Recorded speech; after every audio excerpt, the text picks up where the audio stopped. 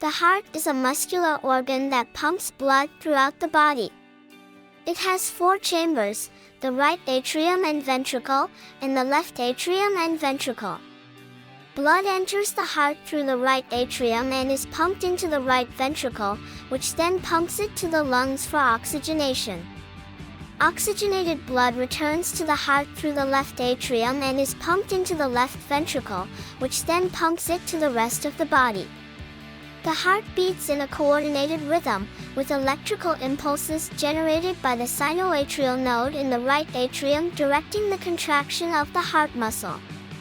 Various factors, such as physical activity, stress, and disease, can affect the heart's function and health.